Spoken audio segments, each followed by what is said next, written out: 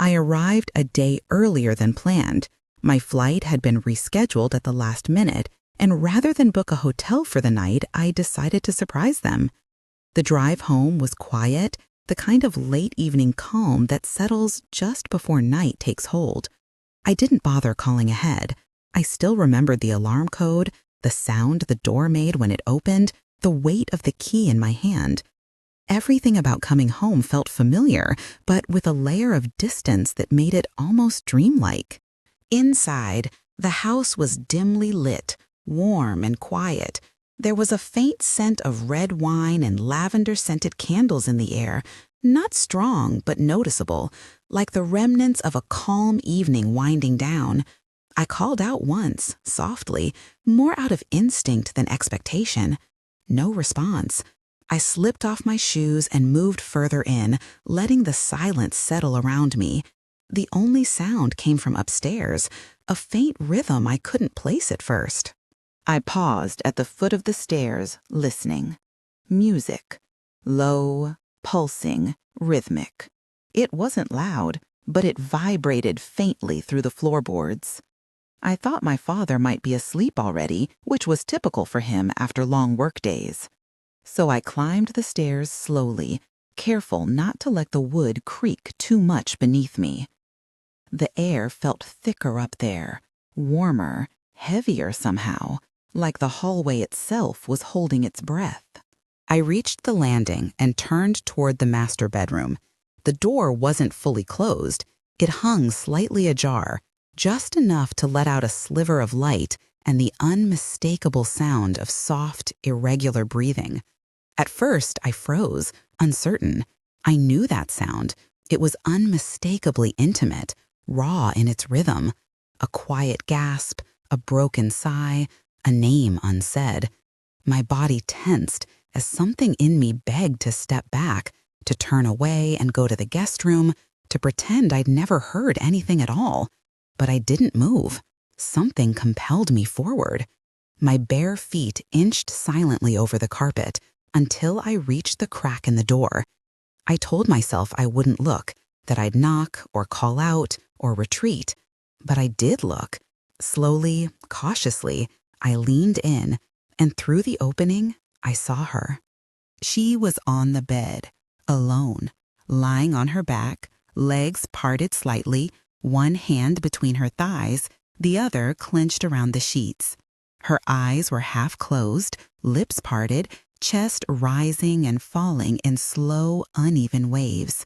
The lamp on the nightstand cast a golden hue over her bare skin, turning each curve into something unreal, cinematic. Her body moved in gentle, deliberate motions, not frantic or ashamed, but almost ritualistic. My breath caught. I should have backed away, should have left her privacy untouched, should have closed my eyes and forced my legs to move. But I didn't. I stood there, paralyzed by the sight, by the forbidden intimacy of it, by the reality of what I was seeing. My mouth was dry. My heart was racing. I felt the shame before I even understood what I was feeling. Then her eyes opened. They met mine. There was no scream, no shock, no attempt to cover herself. Her hand didn't stop. She just looked at me, unwavering, steady, as if she had expected me, as if she had known I would come. The moment stretched thin and electric, trembling in the space between us. I didn't know if seconds passed or minutes. I didn't know if she was daring me or inviting me or simply letting me witness, but I knew she wasn't going to stop. My throat tightened. My fingers dug into the doorframe. I couldn't move, couldn't think, couldn't breathe properly. Her body kept moving, slow and precise, the sound of her breath thickening as her gaze held mine. My skin flushed hot, my mind scattered. I felt like I was standing at the edge of a precipice, and something deep inside me had already jumped. I stepped back eventually, not because I wanted to, but because my body finally obeyed the command my mind couldn't articulate. I returned down the hallway in a daze, my legs unsteady beneath me, my heart still thudding violently in my chest. Every part of me felt exposed, like she had reached into something I hadn't known was open. Downstairs, I poured myself a glass of water with trembling hands. The coolness did nothing to settle me. I could still see her, reclined, lit from the side, eyes locked with mine, unapologetic. My thoughts looped in spirals. Why hadn't she stopped? Why hadn't I looked away? And why, above all, was I still thinking about the way her fingers moved? I sat at the kitchen table in silence, staring at the glass, unable to blink away the images that played behind my eyes. I felt shaken, confused, and something else, something I didn't want to name, something I wasn't ready to examine. I told myself it had been a mistake, a terrible misstep, a moment I would forget by morning. But even then, I knew I wouldn't forget. The morning light came too early. I hadn't slept at all, only drifted in and out of shallow rest, my thoughts tangled in heat and confusion. My body felt restless under the sheets, as if every part of me was still vibrating from what I had seen. I kept expecting the silence to break, for reality to rush in and reset everything, to return the world to something ordinary. But the silence stayed, thick and unmoving, a low hum beneath everything. The house was quiet, almost exaggeratedly so. I heard her footsteps before I saw her, slow, deliberate, padded against the wooden stairs like nothing had changed. I sat at the table, pretending to read something on my phone, though the screen was just a blur of light. She entered the kitchen with that same calm presence she always carried, wearing a loose robe that tied too casually at her waist. Her hair was down, slightly tangled, and she carried the scent of sleep and something floral. She moved around the space with ease, as if last night hadn't happened, as if I hadn't seen her at her most private, her most exposed. My heart pounded beneath my calm exterior. I watched her from the corner of my eye, tracking every step, every gesture, wondering if she remembered, if she cared, if she'd say something, anything. But she didn't. She simply moved through the morning like a film playing on mute, all actions and no sound.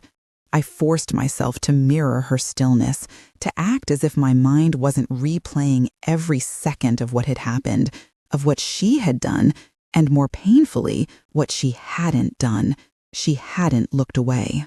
The rest of the day unfolded in a kind of quiet haze. We went about our routines without intersecting too much. She took a call in the living room while I paced in the backyard, pretending to check emails. I avoided mirrors because I didn't want to see the expression I knew was written all over my face. Everything felt stretched, held together by threads too fine to trust.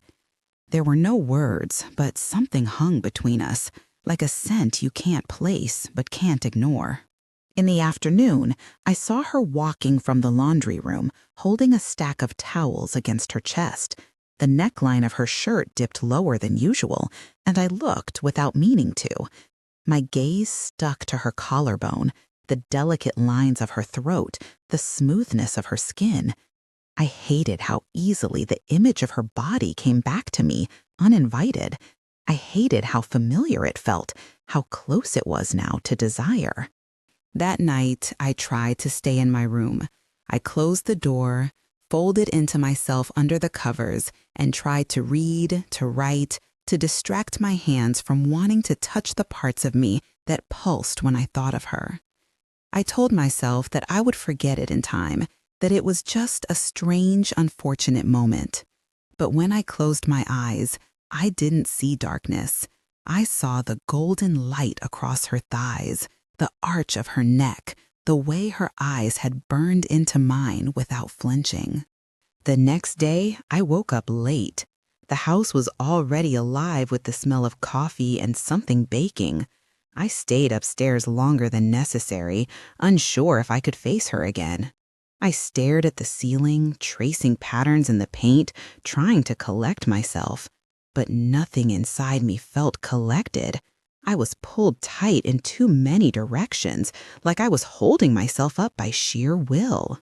Eventually, I went downstairs. She was already sitting by the window, legs folded under her, reading a book. She looked up, smiled faintly, and turned back to the page. That smile undid something in me. It was soft, unbothered, maybe even warm, and it made me wonder whether she truly didn't think anything of it, whether what had happened hadn't left any mark on her at all. Or worse, whether she had done it knowing exactly how it would affect me. I felt invisible and too visible at the same time, like I was walking around wearing a secret on my skin, and she could read it every time her eyes flicked across me. I hated the power she had in that silence. I hated how calm she seemed. And still, I found myself drawn closer, as if my body was trying to get answers my mind didn't want to ask for. Later that evening, I found myself alone in the bathroom. I locked the door, turned on the shower, and sat on the closed lid of the toilet seat. My fingers trembled in my lap, and my breath came out in unsteady bursts. I remembered how her hand had moved, how her back had arched, how the rhythm of her breath had changed as she stared at me. I hated the way my own body responded to the memory, but I didn't stop the images from playing. I let them come, let them linger, let them take over. Steam filled the room, but I stayed dry, untouched, tangled in thought. I stared at the fogging mirror, not quite seeing myself, only the outlines of someone who had crossed a line she didn't even know was there. When I finally stood and undressed, stepping under the hot water, I let it burn my skin in places that still remembered her. I went to bed early. I didn't want to be around her anymore, but I couldn't stop listening for her footsteps in the hallway, for the sound of her voice in the distance, for the creak of the floorboards outside my door. And when those sounds came, I held my breath, hoping she would keep walking, but terrified she wouldn't. The days that followed were lined with hesitation, like walking barefoot across a floor littered with something invisible but sharp. She didn't change anything about her behavior on the surface. She still laughed at the same things, still filled her glass with wine in the evening, still hummed while folding laundry, but something had shifted under the skin of it all, like there was a script playing beneath the dialogue, a second version of reality only we could hear. I noticed how often she lingered near me, not long enough to be inappropriate, but long enough for my skin to remember the space she occupied. I started noticing the details that I'd previously dismissed as meaningless. The way her fingers brushed mine when passing a plate, the way she leaned in closer than necessary when reaching for something over my shoulder, the casual way her eyes would wander, pause, and then pretend to look past me. She was careful, measured, but there was something deliberate in her care. It was in the stillness after a shared glance, in the way she waited, just half a breath longer than needed. One night, I stayed up later than usual, scrolling aimlessly through my phone, trying to distract myself from the humming in my chest. She walked in wearing a thin tank top and soft cotton sleep shorts. Her skin looked warm, flushed from the shower. A faint sheen of lotion clung to her arms. She bent down to pick something up, and I looked, not out of accident, not anymore. I looked because I wanted to, because it had become a quiet hunger I didn't know how to silence. I told myself it was curiosity, a reaction to the tension that neither of us named.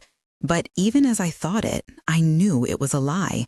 I had started watching her like someone observing art, something too beautiful to touch but impossible to ignore. And yet, there were moments when I wasn't sure I could hold back. I began to crave those passing brushes, the way her hand would rest lightly on the small of my back when moving past me in the hallway, the sound of her footsteps approaching. I hated that I waited for them, but I did. There was one moment I can't forget. I was sitting on the couch, wrapped in a blanket, and she came over and sat beside me, closer than usual. She pulled the blanket around her shoulders too. Our knees touched. I felt the heat of her body through the thin fabric of my leggings, the weight of her thigh resting against mine. She didn't move away. Neither did I.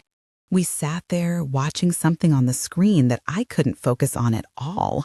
My heart was in my ears. Every breath felt like an answer to a question I hadn't dared ask. At some point, she shifted, just slightly, her arm draped across the back of the couch, fingers grazing my shoulder as if by accident. But it wasn't an accident. I knew it. She knew I knew. It was a test, one I passed by not moving, by letting it stay there. Her fingertips traced the line of my collarbone so softly it could have been imagined, but it wasn't imagined. It was real and gentle and terrifying in its boldness. That night, I didn't sleep. I lay in bed replaying the moment over and over, analyzing every twitch of her hand, every second of breath between us. I wondered what would have happened if I'd turned my head, if I'd leaned just slightly toward her, if I had touched her wrist and told her with my silence that she could go further. But I didn't, not then. And yet, the thought of it, what it might have become, filled me with something that wasn't quite guilt. It was closer to anticipation, a waiting that started to live under my skin. After that, it got harder to pretend.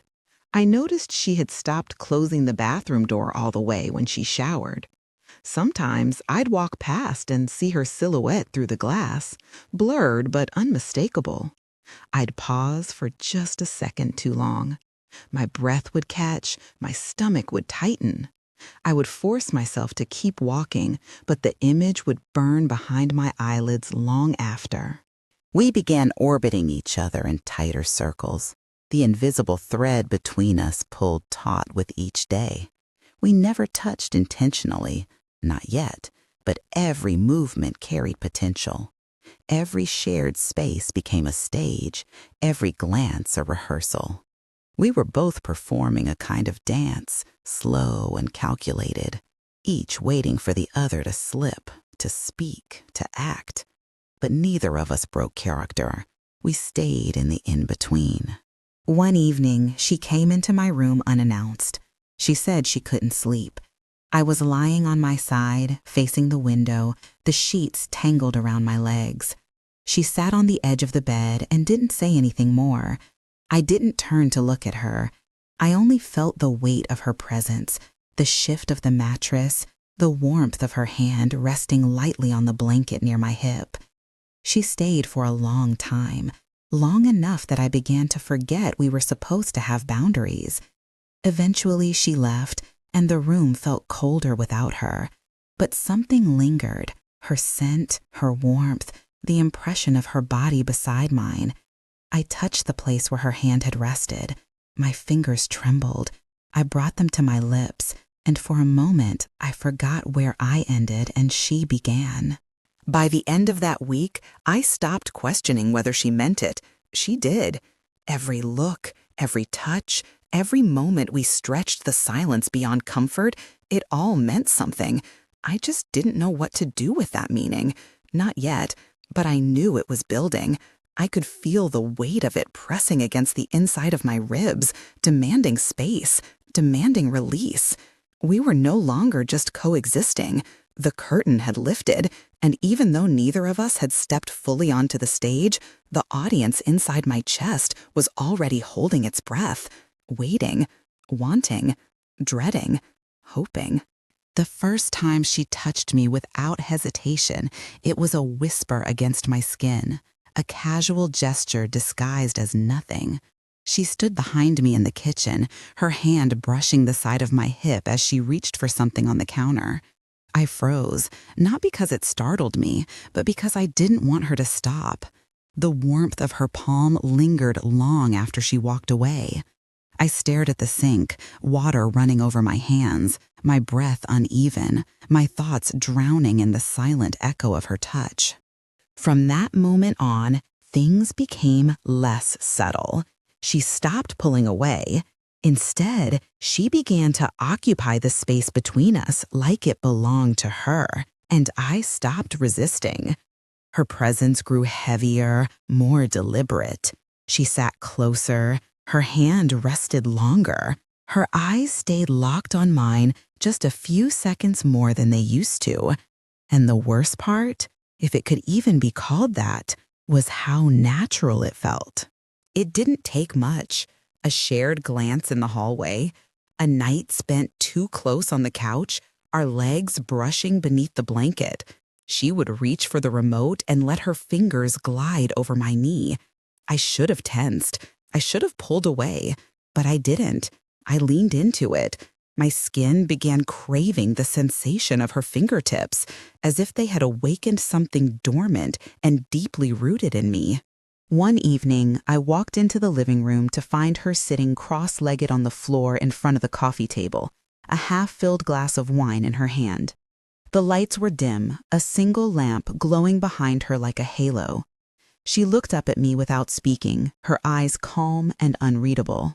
I sat beside her without asking, her thigh pressed against mine. We didn't move for a long time.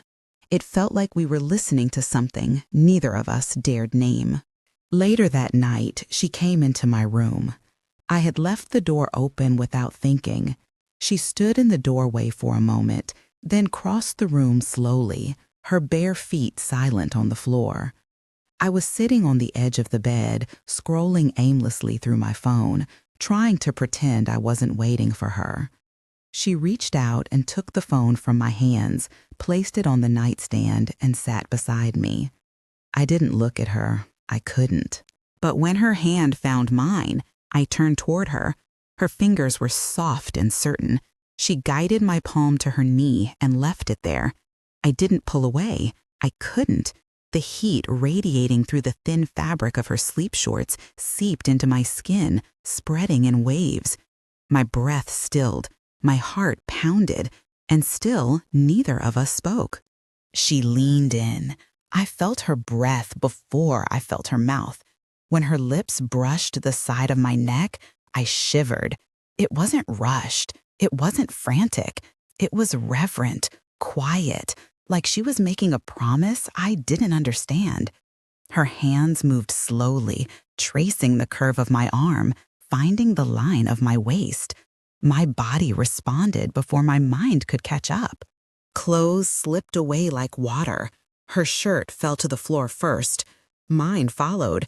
We moved as if we'd done this 100 times before, as if the choreography had always lived in our bodies. Her skin was warm, impossibly soft. Her mouth searching, tasting, teasing. She kissed down my shoulder, across my collarbone, lower still, until my body arched toward her without hesitation. There was no urgency, only heat. Her fingers moved with care, her breath steady against my stomach, her hair brushing across my thighs.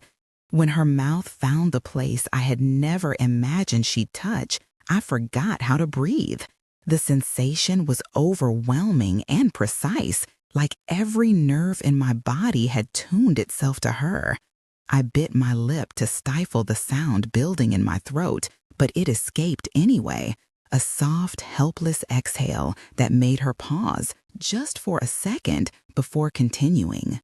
I came undone in silence, my back arched, hands clenching the sheets, her name trapped somewhere behind my teeth. When it was over, she didn't speak. She simply kissed her way back up, stopping at my chest, my neck, the corner of my mouth. Then she laid beside me, her arm draped over my waist, her breathing deep and even. I stared at the ceiling, my body still trembling, unsure if any of it had been real. But it had been. Every inch of my skin remembered. After that night, the secrecy between us wasn't just emotional. It became physical. We stopped pretending in private. In the morning, she would brush past me in the hallway, her hand trailing along my lower back like a claim. When no one was home, She would pull me into the pantry and press her mouth to mine with quiet urgency. Every moment alone became an opportunity. Every closed door, a confession. I began to crave the risk, the thrill of stolen moments, the sweetness of the forbidden, the knowledge that what we were doing was unspeakable, yet utterly impossible to resist.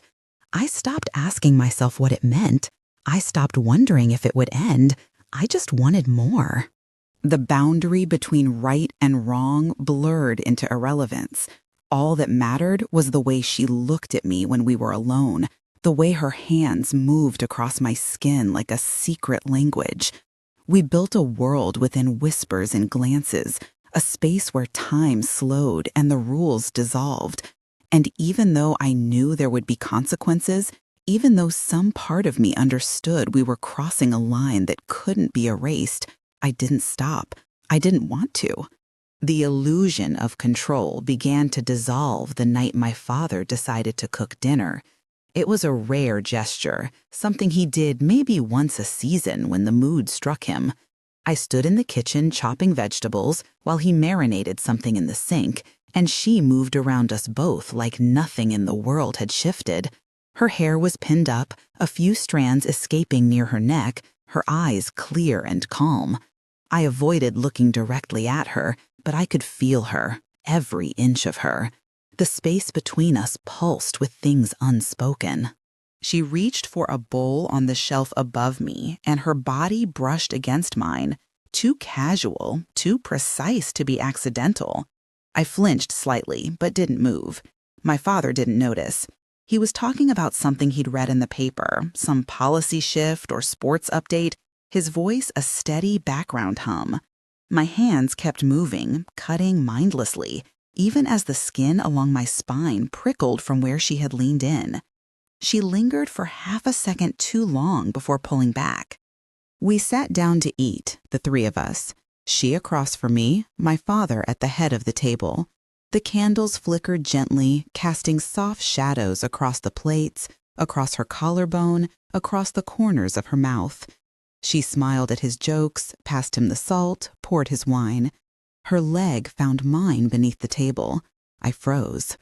Her foot rested gently against my calf, then pressed a little harder. My father didn't notice a thing. My stomach twisted, not from guilt, but from something far more complicated. Desire, fear, powerlessness. I excused myself halfway through the meal, muttering something about needing air. My pulse throbbed in my ears as I stepped into the night. The air outside was cool, but I felt flushed, my skin burning. I leaned against the railing of the porch, gripping it tightly, staring into the dark yard. I wanted to scream at myself for letting it get this far. I wanted to scrub her out of me, rinse the taste of her from my memory. But I also wanted her. That truth hit me harder than any shame could. That night, she didn't come to my room, and yet I couldn't sleep. My body ached in ways I didn't want to acknowledge. My skin missed her hands, her breath, her weight. I curled under the sheets, wide-eyed, mind spinning. I hated how empty the bed felt without her, how cold the room had become in her absence. I lay awake until the sky began to turn gray. The next morning, everything was back to normal, or at least the version of normal we had constructed to survive inside. She made coffee, wore his robe, kissed him on the cheek. She moved through the house like she belonged in every corner of it. I watched them, detached, like I was observing actors in a scene I didn't audition for. She caught my eye once, briefly. There was no emotion in her face, no secret signal, just a look, and that, somehow, made it worse. That afternoon, I found something I wasn't supposed to. I had been looking for a notebook in the office and opened the wrong drawer. Inside was a box, old, lined with soft velvet. It held photos, handwritten letters, faded with time. A woman's handwriting looped across the page, affectionate, tender, unmistakably intimate. The letters weren't addressed to my father. they were for her, another woman. The dates marked them as from years ago, before they were married, before I ever knew her. I sat on the floor with those letters in my lap, my heart pounding. Every word was a confession, every phrase a mirror. They spoke of nights spent in secret, touches hidden from the world, the thrill of not being caught. It wasn't just me. I wasn't the first. I might not even be the only. That realization cracked something inside me, not out of jealousy, but out of sudden clarity. This was a pattern, a game, a rhythm she had danced before. When I looked up, she was standing in the doorway. She didn't say a word. She didn't have to. Her expression was unreadable, calm as always. She didn't ask what I'd seen. She didn't try to explain.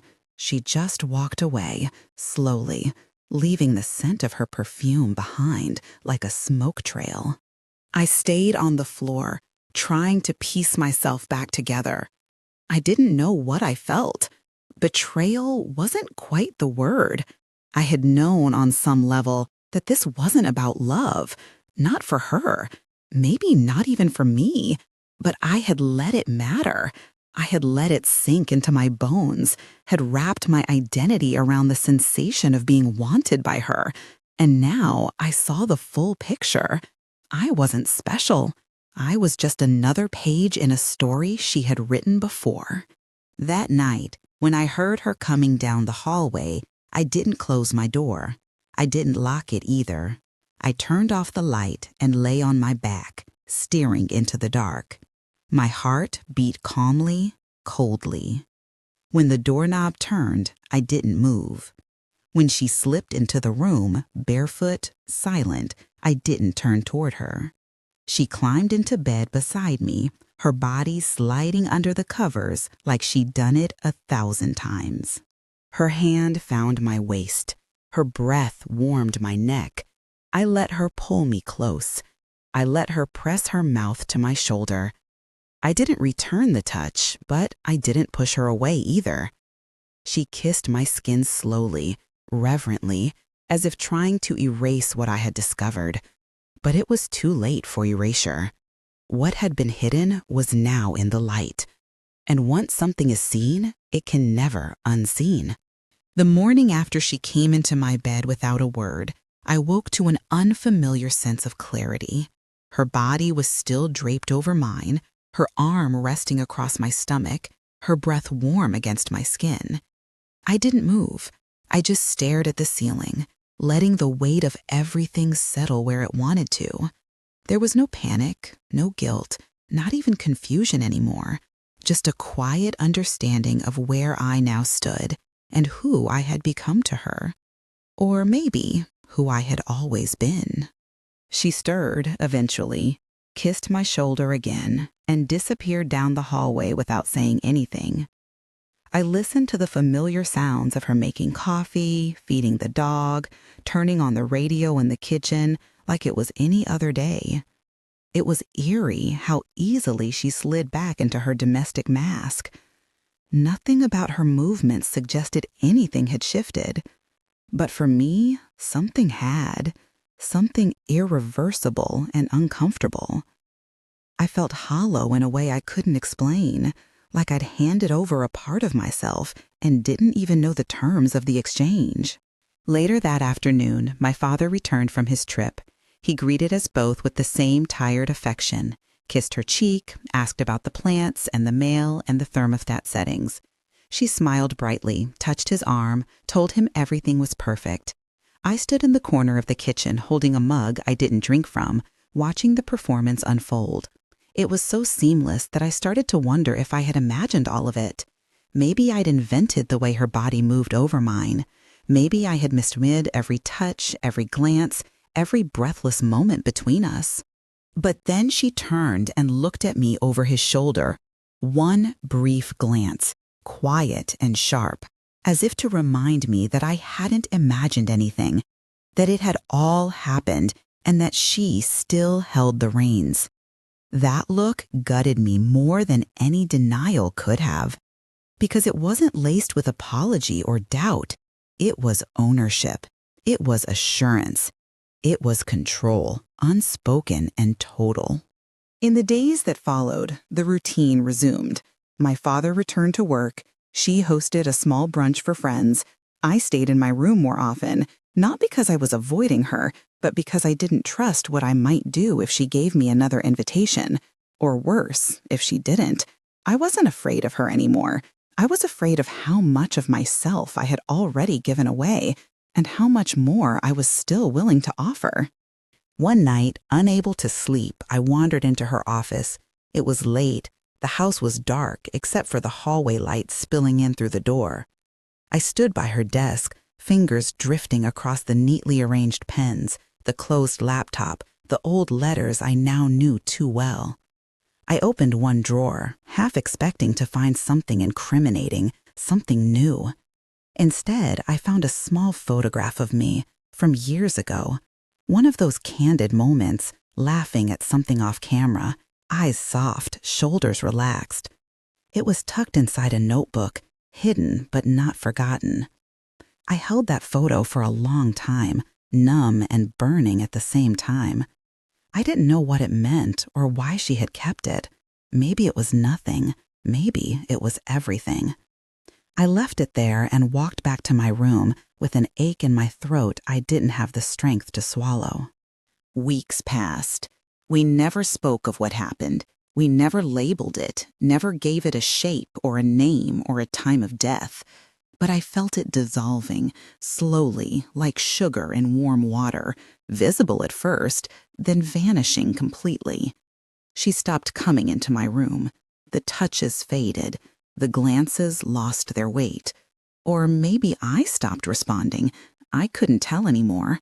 Then came the morning I found her wedding ring on the bathroom counter. It was subtle, careless, a habit forgotten. She had always taken it off when she did her hair. But that morning, it felt like a message. I stared at it for a long time. A thin circle of gold, cold to the touch. I placed it back exactly where I found it. Not because I wanted her to know I saw it, but because I didn't want to disturb the lie we were all pretending to live in. The last night before I left, we passed each other in the hallway. Her hand brushed mine. A simple touch. Gentle, empty. It didn't carry heat anymore, just history. She didn't stop. She didn't turn. She just kept walking. I stood there, alone in the hallway, and something inside me split, not like a fracture, but like a final cut, the end of something that never should have started. I packed the next morning in silence. She didn't come to say goodbye. My father hugged me, asked when I'd visit again. I said I wasn't sure. On the drive away, I rolled the windows down and let the wind tear through my hair. I didn't cry. I didn't scream. I didn't even think. I just let the road pull me forward, mile after mile, until the house, the memories, and her disappeared in the rearview mirror. But even now, sometimes in the middle of the night, I wake with the sensation of her mouth at my neck, her hand on my hip, her voice not saying anything at all. And I wonder if she ever wakes thinking of me. I wonder if she ever wanted more, or if I was just another pause between the promises she never planned to keep. There was no moral, no resolution, no redemption, just a line crossed, a hunger fed, and a silence that followed louder than anything else. And in that silence, I learned something about myself that I can never unknow. Something sharp, something permanent, something hers.